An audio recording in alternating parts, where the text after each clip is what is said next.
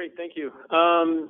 So yeah, I think probably a lot of you have already had some exposure to the fact that Field Museum is putting together this database system, but in case you're new, Field Museum is working with UIC. We also have a design team, a group of about 10 organizations that are helping us. And yeah, basically we don't want to replace systems that you have currently, but we want to serve as that repository. So we can begin to, all these great presentations that we've seen where organizations are already doing a lot of GIS and data collection. We want to serve as that repository to start bringing that data together to see as a whole what rights of way organizations are able to do. So some of the core purposes here, central repositories, as I was saying, and also facilitate conservation partnerships. We want to see those places where rights of way overlap to see more collaboration together. And then to hope, or part of the hope is to avoid future listings. So yes, right now we're focused on monarch butterflies, but also we're looking to other species that in the future may pose threats as well.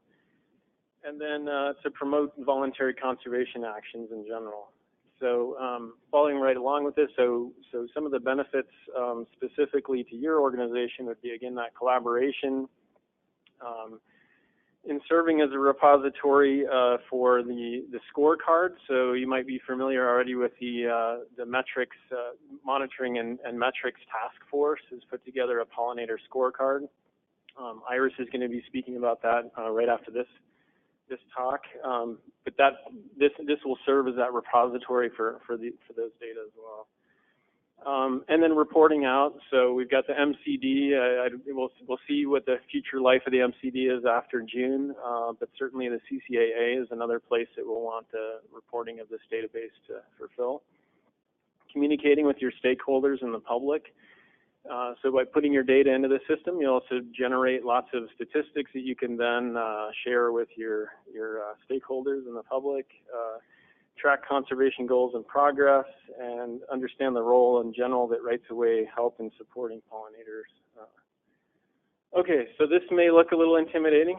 Some of you may have seen this from previously as well, but and you can take snapshots and bring this back to your GIS team and say, well, what does this stuff mean?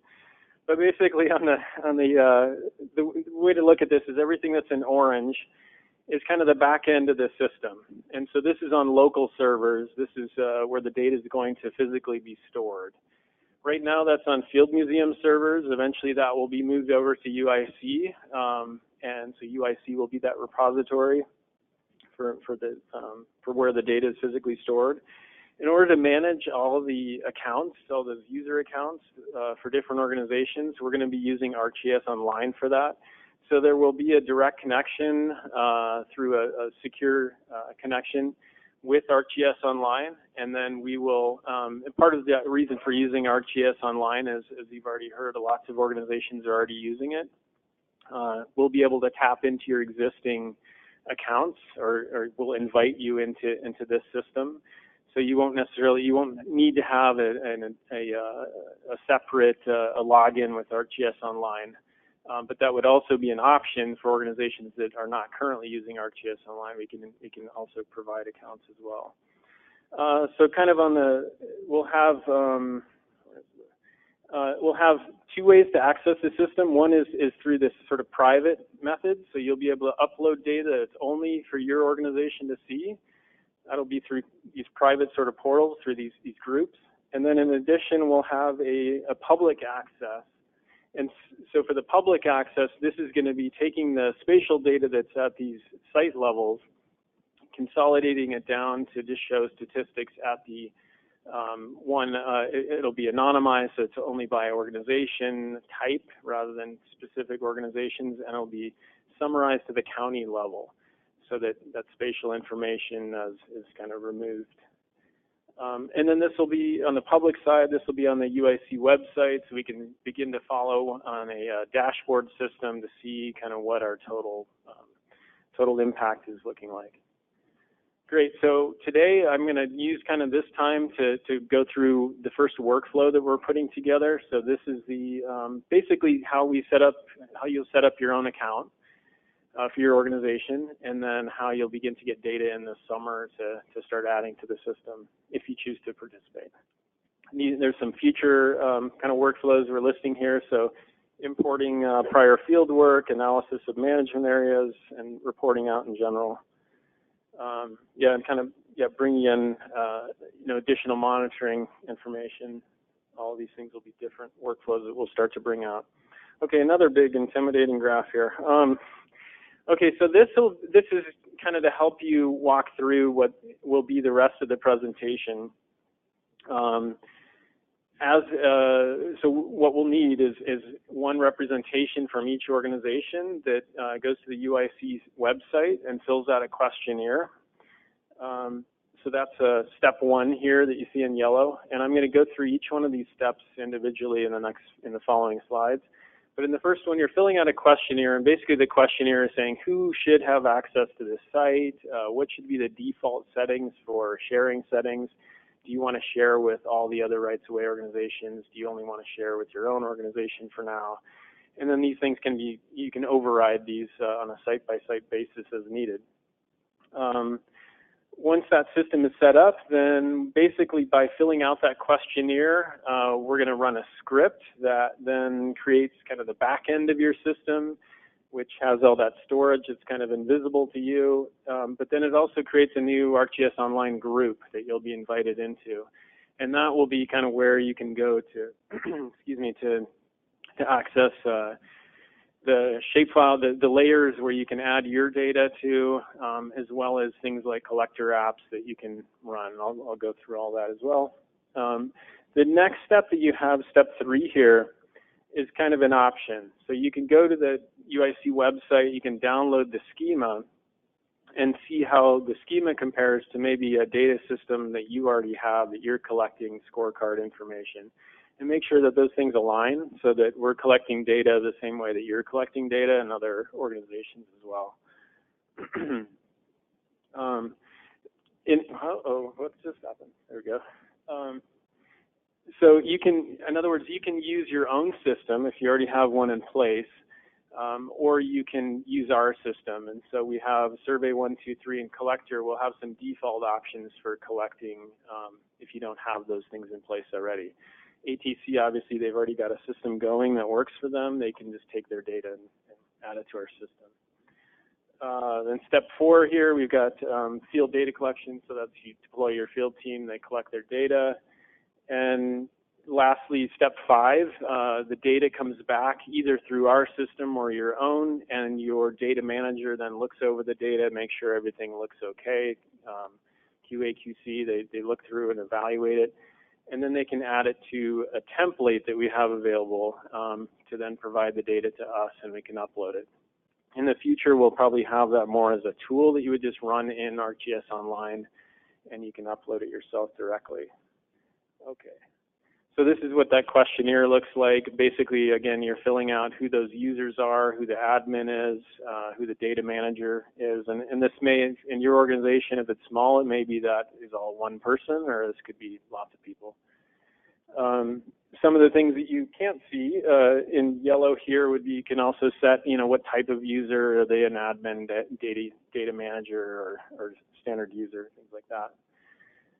You'll also set up, whether there's collaborations with other organizations. If maybe IDOT is working with Illinois Tollway or ComEd, and you want to explicitly share with those organizations, you can specify those things as well. Okay, as you go then to log into ArcGIS Online, you'll see your group there as a data manager. You'll have a couple of different permission groups that's available to you. One is just specifically if you're using our system to collect your field data, there'll be a folder or a group rather, that's for field workers. And so that's so that they can access specifically the maps that they need for using Collector or Survey 1, 2, 3. And then an additional sort of administrative one that allows for like the data import and really to get more into the back end of the system. So this is, as Iris is going to talk about, I think the scorecard. Right now this is kind of in draft mode. I think come May or so, or April or May, I think we're hoping to have that finalized. But what we've done is we've taken that scorecard and created the schema for it, for, you know, how the data will be loaded into the system. And again, if you're using our system, it's kind of already preloaded into Survey 123 for your data collection, or if you're using your own system, we just want to make sure you have the same drop downs. We're kind of doing everything the same way. So that's how you'd use that schema. Step 4, you're deploying your field team. So just like Joanna was showing earlier, you can use systems like, so we'll have a system like this with Survey 123 and Collector, similar to what we just saw. Or again, you may be working with a contractor who has their own system, and again, they can, you know, look over the schema, make sure everything looks the same. Once the data is collected, it goes to that data manager. The data manager can run a tool, so we'll provide both kind of a guideline as well as some tools for like how that how those integrity checks can be run on the data, make sure it looks okay, put it into a template, and then they can send that to us for uploading directly back into the system. So that's the basic workflow. Once you have kind of all your data loaded in, if you decide to include additional information, perhaps like center lines, operational areas, or whatever you're able to provide. If you have things like center lines, there's other things you can do with data analysis. So this is kind of a little bit of a preview. It's probably hard to see, but so this is showing a center line just on the northbound right-of-way here for a highway. And so we'll have tools where if you specify what those right-of-way distances are right and left of it, that we can just kind of buffer that area out.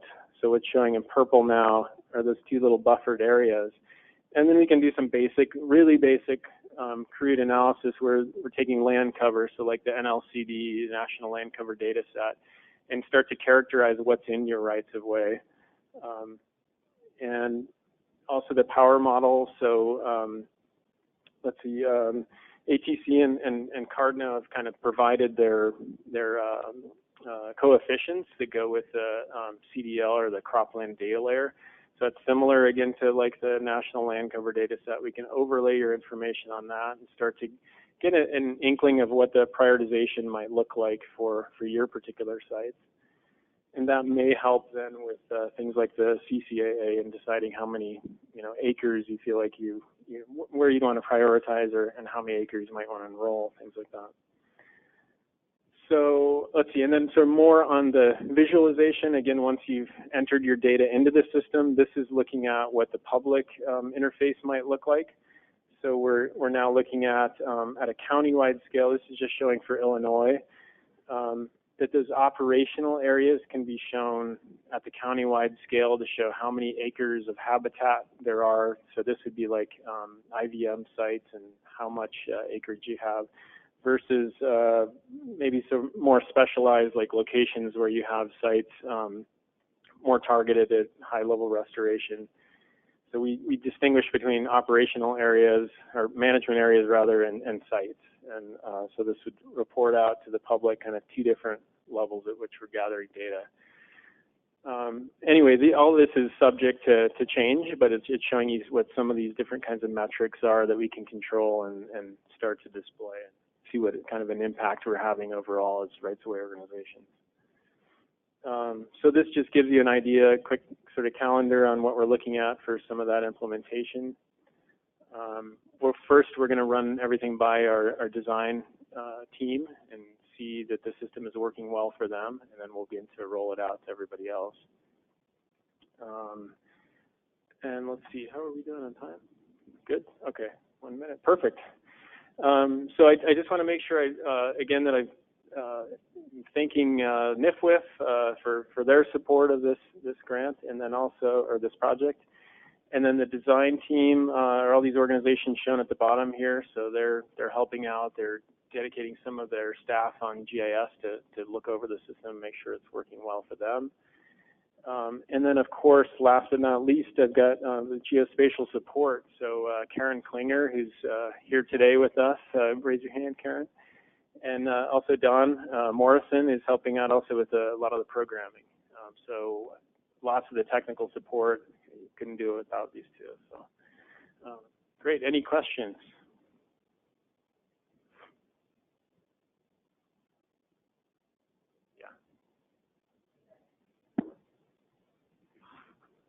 the data scorecard, have members of the group been able to provide recommended changes, or is that, static from when it originally came out? I'm going to pass it over to Iris because she's doing a whole presentation on that, and yeah, she'll know way better than I do.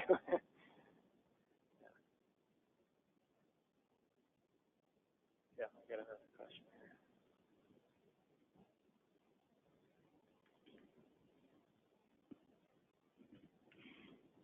Just a quick question. If we use our own systems and we don't all use the same scorecard, is it still going to work to at least send you acreages, and the scores would just be, the scoring system would be different? I guess, will it work at all if we're not using the same scorecard?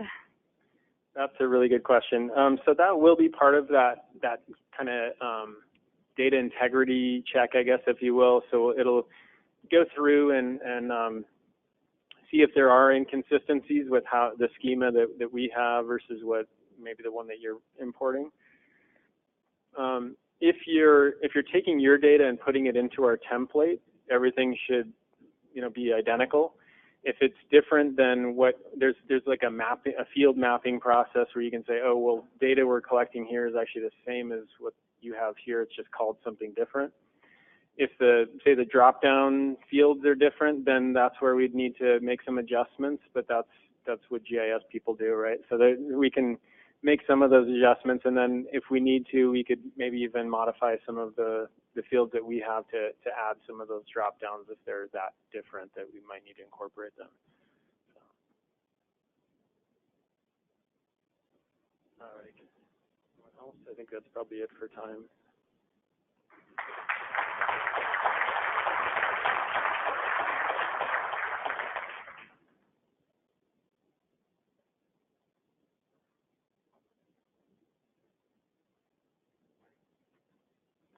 Okay, we're to the last presentation today. How's everyone feeling?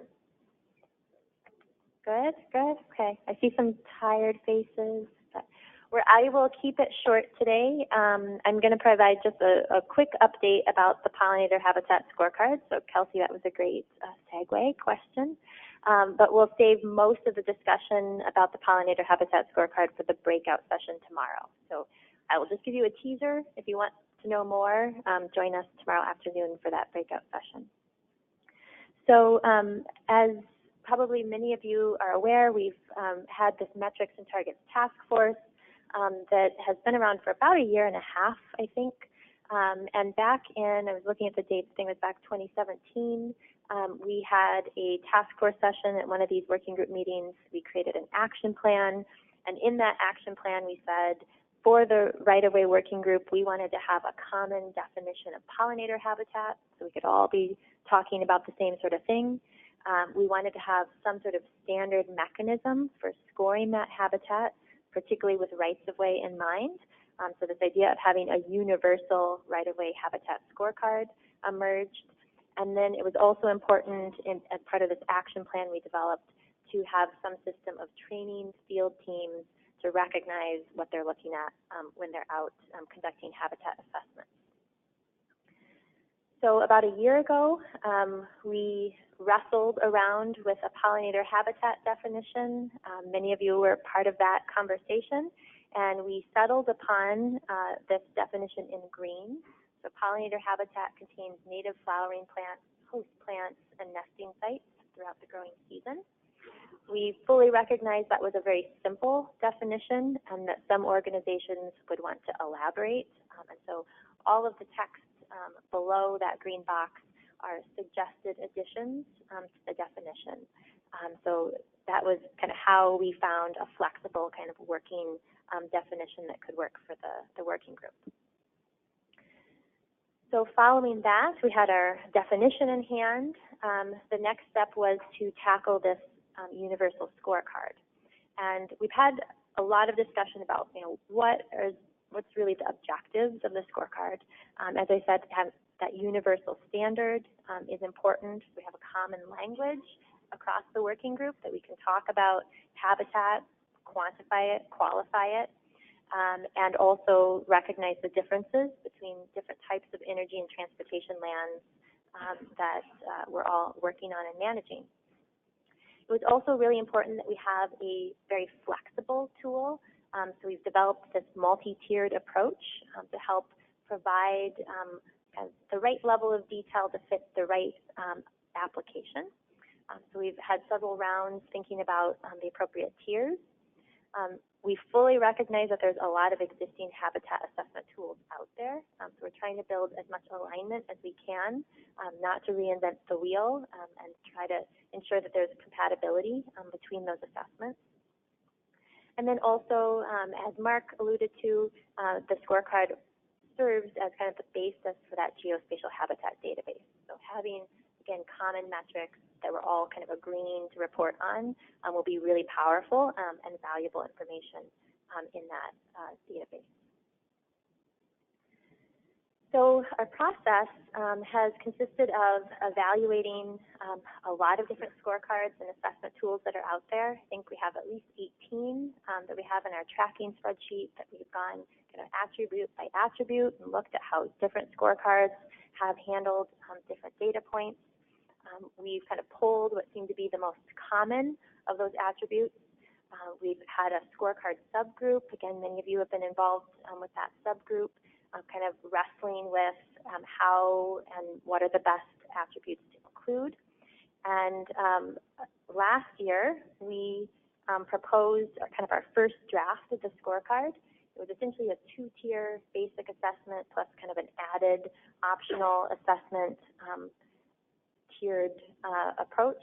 We field tested it with a number of different organizations, had a lot of feedback, and basically decided there were some things we liked about the scorecard, but there are other things we didn't. And so at our last working group meeting in October, we decided to introduce this idea of a third tier. And so we're working towards really having a very basic tier 1 that would provide a very simple assessment. As a result, has a very simple outcome. The outcome of the score is essentially looks like you might have habitat or looks like you might not. Tier 2 would be kind of a mid-level assessment that might be able to give some kind of qualitative score. And then Tier 3 would be a more advanced assessment that would hopefully be able to give some sort of quantitative score. So I see a couple of photos. I'll let you guys take pictures. But if this intrigues you, again, I would encourage you to join us for the conversation tomorrow. At the last working group meeting, we also did some rapid fire assessments to get a general feel on the scoring methodology. So that's not yet well developed, but we're trying different approaches and trying to find some common ground on how to rank and score the different attributes. So that's an ongoing conversation. And so we're essentially to a point now where we have had a lot of discussions. I think we've made a lot of progress. But we just need to get this scorecard over the finish line. And so we are trying to develop a very concrete game plan to help us complete this scorecard and have it ready for use here in 2019. So we've developed a draft scope of work. The working session tomorrow will be basically diving into detail in that scope of work to help us understand, have we kind of framed out the rest of the project as we should. Basically includes 4 tasks, evaluating all the feedback we've received on the various versions of the scorecard to date, settling on a final design for the tiers, those 3 tiers that I had on the previous slide, finalizing that scoring methodology, and then lastly finalizing an easy, friendly to use scorecard design. And our very aggressive target would be to aim to have something by late spring, so in that April, May timeframe. I think it's definitely doable, given I think we've done a lot of the legwork to date, but we'll need to pull together some resources to get that done. There's a variety of additional tasks I think we could consider including as well, maybe like a web app or some additional QA, QC, or field testing that could be incorporated, but again, kind of future tasks beyond spring 2019. So how you can help. As I've mentioned, we have this breakout session tomorrow. It's the 2:15 to 3:30 slot. We will be tackling that scope of work in more detail. So we're looking for your input on the scope of work. We're also looking for funding to support the completion of the scorecard here in the next couple of months. And as I've mentioned now several times, we have that breakout session tomorrow. Any questions on the scorecard? Is that enough of a teaser?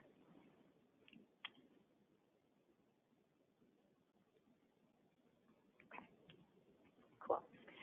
Okay, so I'm going to move us on to a couple last announcements, and then we're going to move into our peer exchanges, where you guys can talk more about everything you've heard today. I wanted to float I guess a half announcement, I'll call it. We are in discussions with the Trees and Utilities Conference, the Utility Arborists Association, about potentially co-locating our fall meeting at their conference in Cincinnati in October. The details have not been firmed up, so it's just still kind of an idea that we're processing. It would be much, in many ways, kind of similar to co-locating our meeting with President's Fest this time around, although possibly integrating a little bit more of our sessions into their conference agenda. So welcome any feedback or thoughts you have on that. Again, we are in the cycle of meeting twice a year, in the spring and in the fall, and trying to find a way to kind of maximize our meetings with other meetings that you all are attending. So again, would welcome your input on if you think that's a good idea. Okay. We are going to be moving into the peer exchanges, but before I give you the directions for that, I want to give a little bit of preparation for tomorrow. So you all have the agendas for tomorrow. We start a little bit earlier tomorrow than we did today, I think at 8:15. And we're going to start right at 8:15 with some updates from each of the sector groups. So if you're a sector group facilitator, we'll ask you to come up and just give a couple, 2-3 minutes update on your discussions from today. We also, tomorrow morning, are going to have an extended panel on herbicides and habitat. We had some resource potluck discussion over lunch today, but we have a solid hour and a half and a team of 5 herbicide and habitat experts that we'll have up here on the stage as part of that panel discussion. So as you're thinking about things this evening into tomorrow morning, would really encourage you to come with thoughts and questions to spur that discussion tomorrow. We also then will have a number of breakouts, as we mentioned. Again, there's a handout on your table that has kind of a summary of what each of those breakouts will be tackling, so the objectives for the breakouts. So you might want to think about which of those sessions you'd like to attend. And then tomorrow also wanted to remind everyone that we will have a happy hour at the end of the day, 4 to 6:30, I think it is, 4:30 to 6. And that will be here on site, but it will be on the hotel side of the facility at Sam and Harry's. So we hope that your travel schedules allow you to attend the happy hour tomorrow. Okay, with that, let's prepare for our peer exchanges. So again, the intent of the peer exchange really is to provide you an opportunity. You've been very patient and attentive listeners for most of the day. This is your chance to kind of digest and verbalize what you've heard, what you're thinking, what questions you have, and to do so with your sector peers. So reflect on what you heard, what made sense, what didn't make sense. Identify any questions that you have that you'd like to ask the larger group. And then, as I said before, we'll be summarizing those key points or key takeaways of your discussions with the larger group tomorrow morning. We have 3 kind of broad categories of sector groups. The energy sector will be meeting in the Euphoria room, which is the farthest breakout room past the stairwell.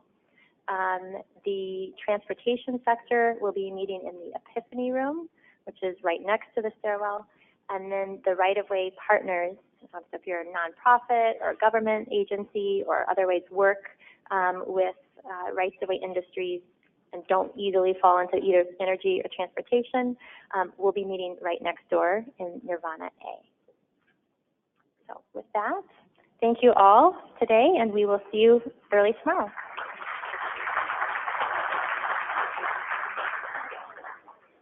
I actually have one more announcement. I'm sorry. So those of you who registered for the networking dinner at Moretti's tonight, we will be meeting around 5:30, so after the peer exchange, in the hotel lobby on the first floor. So that's the place to pick up the shuttle.